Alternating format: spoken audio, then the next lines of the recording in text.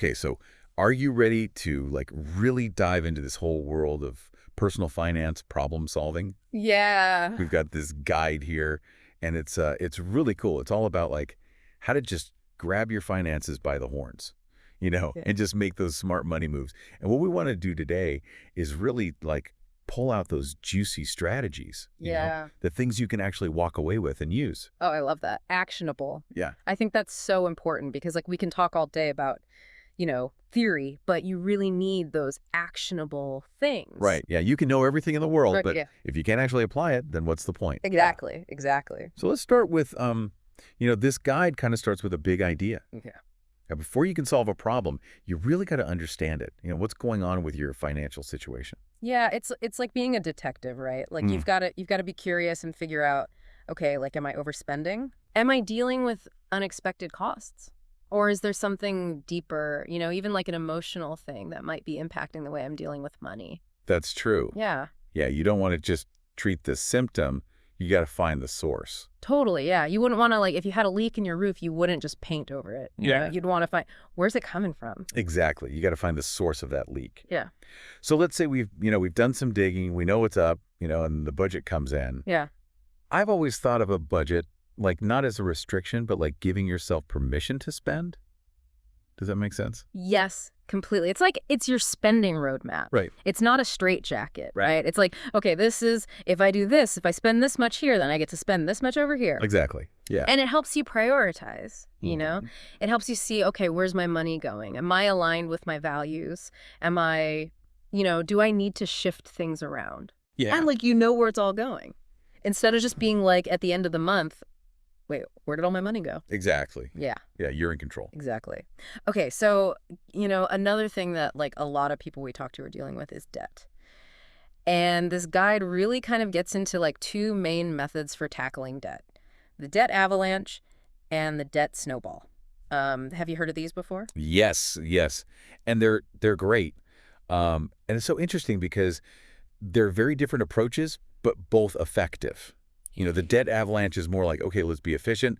We're going to knock out the highest interest rate first. Makes a lot of sense. Mathematically, it's the best. Yeah. But then you have the debt snowball method, which is super interesting because it's not about the math as much as it is about the psychology. Right, because like logically, avalanche makes sense. Yes. Pay down the highest interest first. Yeah. But that snowball method, it just seems like it's almost like a psychological trick to get you motivated. It is. It totally is. It's like research has actually shown that small wins trigger the reward centers in our brains, which makes us feel good. Yeah. Makes us want to keep going. Wow. So, if you're feeling overwhelmed by debt and you just need some wins to get you going, the debt snowball method is like, okay, let me just tackle this small one first. Yeah. You get that win. You're like, okay, great. And then you roll that money into the next bigger debt and so on and so forth. And people feel more motivated. Even though they might be paying a little bit more in interest in the long run, they're actually more likely to stick to it and get out of debt faster. That's so fascinating. So like, even though it's, the avalanche is technically the better way to go, that snowball can get you motivated enough to where it doesn't even matter, Totally. Yeah, it's like that momentum. You get that momentum. Yeah. And it's like checking something off the list. Okay, did that one. Now I'm on to the next one. Totally. Yeah, that feeling of progress. It's so powerful. Now, on the other side of things, we're talking about getting out of debt, but also like an essential piece of the puzzle is boosting your income. Yes. Because sometimes it's not just about spending less, it's about having more to work with. And this guide mentions things like raises, side hustles, even starting a business as ways to bring in more income. Because sometimes you just got to add more ingredients to the recipe. You can't just cut back all the time. Exactly. Yeah. You gotta have that flow coming in. And, Yeah.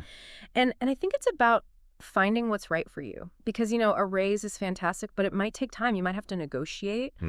Side hustles offer a lot of flexibility, but they require extra effort. Starting a business, huge potential, but it's the riskiest. That's true. So it's really about thinking about, okay, what's your personality like? What are your goals? What resources do you have available? And finding those ways to increase your income that work for you. Yeah, it's like building your own like personal finance toolkit and finding the right tools that work for you. I love that. That's a great analogy. Yeah. And while we're building that toolkit, another tool that is so important is scrutinizing your expenses. Yes.